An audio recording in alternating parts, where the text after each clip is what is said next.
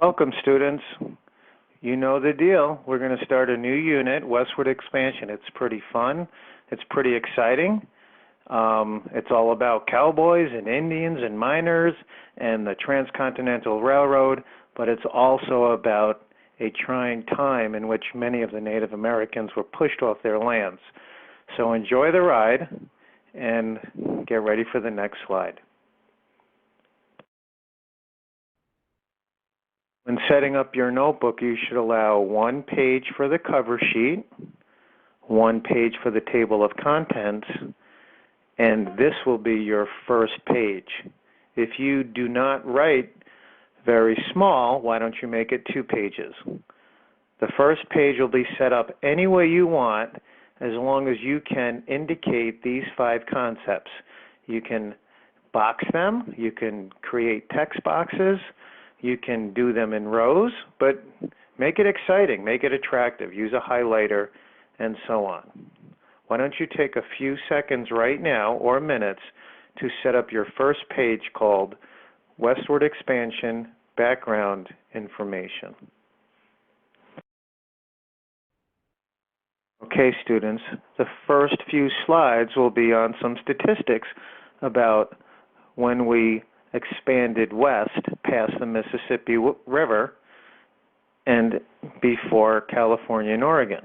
Write down some of these statistics. No need for me to talk. You can pause at each slide to get the statistics. Use bullets to get your information.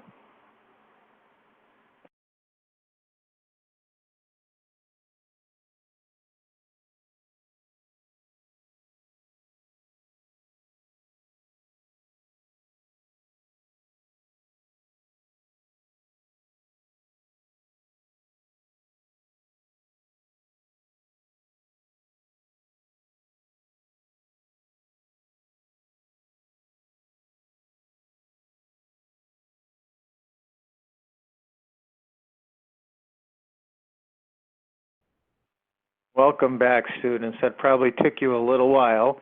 You wrote down some statistics on how the Native American population dropped drastically and how the population of states such as Kansas and Colorado skyrocketed in a 30-year period. Did you notice that first slide about how the population within a 30-year period expanded more than the total population during the Native American movement? All right, on these next set of slides, you're going to try to define what is the West. Use geographic indicators like deserts and mountains and plains and so on. Look at the next few slides to assist you.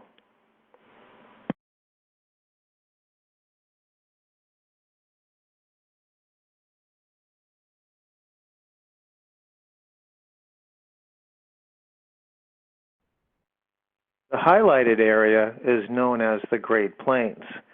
The Great Plains are extremely flat. You can see for miles. There are crazy weather events like tornadoes, but mostly this is what we call the breadbasket of America. You should know which states are indicated as the Great Plains. This may be an image of a homesteader. Often females were the first to settle in areas such as Kansas and Oklahoma, raising families under horrific conditions. We'll watch some videos on that. But again, the Great Plains, extremely flat. Notice the mountains in the background. Maybe these are the foothills of Colorado, the foothills of Wyoming, or the foothills of Utah. I wonder what they're growing. Possibly wheat.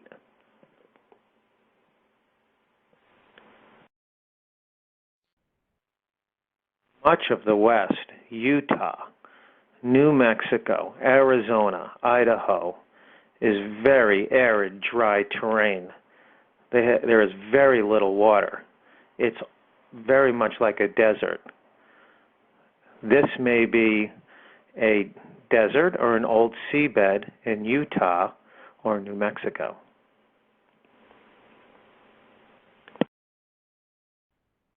Yeah, that's the family. We are in Utah in a ski resort. called Alta, Utah. Beautiful mountains, 8,000, 10,000 feet. Notice the beautiful lake. Very rocky terrain, nothing like the Adirondacks, in which there's pine trees and maple trees and oak trees all over the place. These are the Rocky Mountains.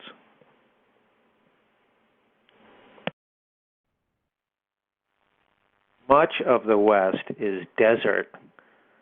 Deserts receive very little water. These are images of my son and me on a family vacation in southern Utah in a great city called Moab, mountain biking the famous Slick Rock Canyon. We are at 5,000 feet elevation.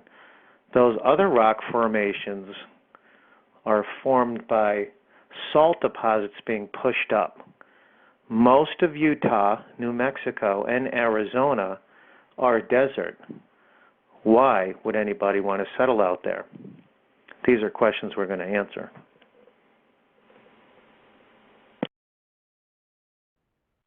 More of the family vacation. I just wanted to show you this one image of the cow. In Idaho and Utah, cattle are allowed to range freely on public lands and other lands. This is the spirit of the Wild West. Cattle was a major revenue source for settling the West. Disputes over grasslands and irrigation still continue today. We have all seen the movies of cowboys and Indians, of how Hollywood or the media depicts good guys and bad guys. Please look at the following slides and draw a conclusion of the reality of what happened to the Native Americans. The last slide will really give it away. It'll show Native Americans forced into reservations, having a difficult time creating a life for themselves because they were pushed onto such poor, dry land. The buffalo, their means of existence, almost became extinct, and many of the Native Americans during this time probably died of starvation. Please view the rest of these slides.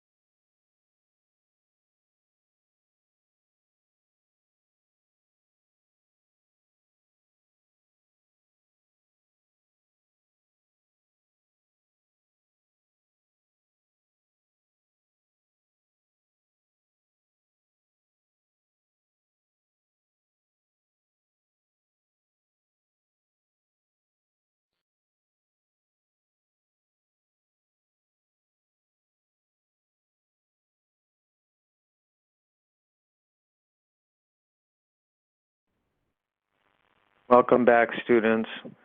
The task was to write a conclusion of those images. You may want to relook at those images and redo that conclusion.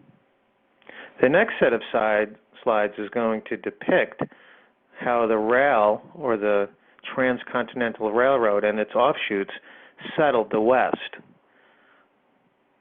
The West is not like the East. We have timber, we have water, we have green forests, we have lush land for agriculture. It was initially the rail that helped to settle the West. please look at some of these slides and write down your own notes and conclusions.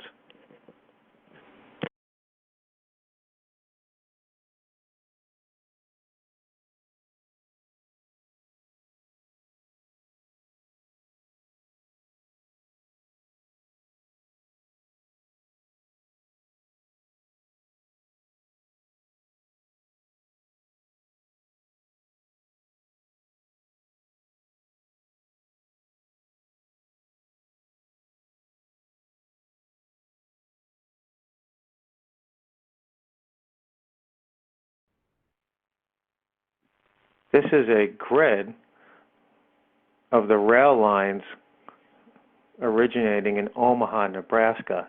Can you draw any conclusions?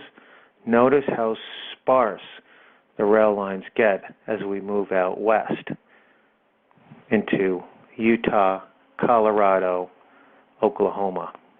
Can you draw a conclusion?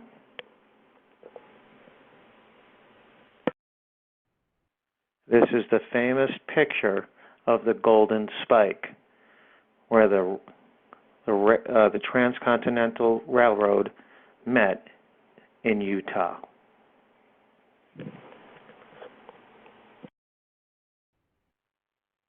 Often you will hear me say that the American experience or democracy is an experiment, is a work in progress.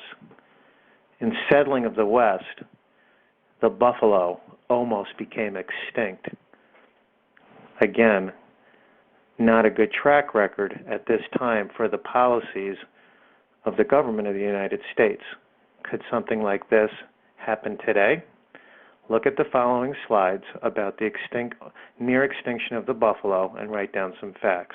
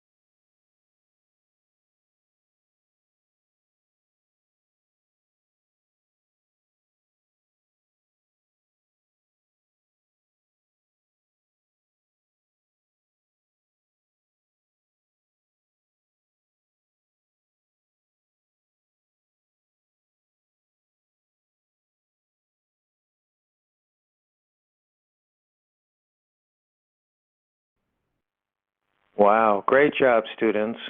If you need to go back to that original presentation, please do so. At this point, you should have a lot of background information on westward expansion, specifically the Transcontinental Railroad, the extinction of the buffalo, and the geographic characteristics of the West. The second task is the map. You can do this any way you want. You can look in my sample notebooks. On the next few slides are maps that can help you with your map, or you can use the textbook. But all of those items on that grid should be on your map. Take your time. This is a big one. All right, good luck, students, and we'll see you in class.